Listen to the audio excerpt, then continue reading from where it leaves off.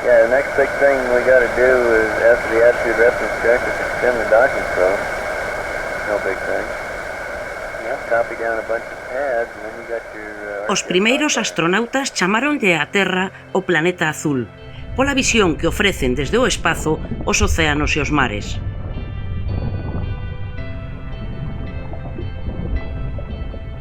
O 71% da súa superficie está ocupada pola auga, e isto forma parte do que chamamos a hidrosfera.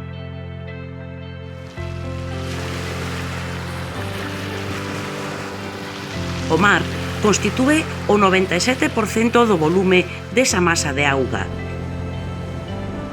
E a máis de ser o principal regulador da temperatura da Terra e de participar no ciclo hidrolóxico, é un lugar de múltiples recursos aproveitables no que se desenvolven as máis variadas formas de vida, animais e vegetais, algunhas aínda descoñecidas para o ser humano.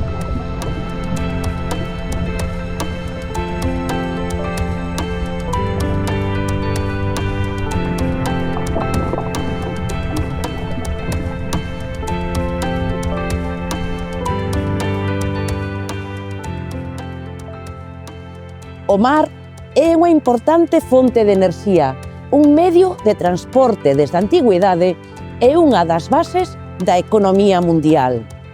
É por iso que compre descubrir e coñecer as dinámicas e a influencia dun medio tantas veces esquecido como imprescindible para a vida no noso planeta, como é o mar.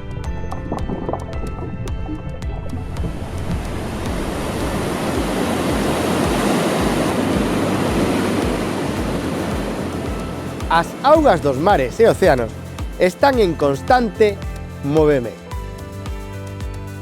O vento, as correntes, a forza da gravidade da Lúa e do Sol, as ondas e as diferentes densidades de auga salgada inciden sobre a liña de costa dos continentes e illas, os cales tamén presentan as súas propias características mitolóxicas e topográficas, como poden ser os diferentes tipos de rocha que a forman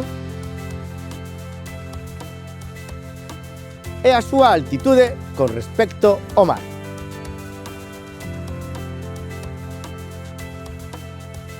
A erosión, o transporte e a sedimentación dos materiais é realizado polas ondas, as mareas e as correntes mariñas.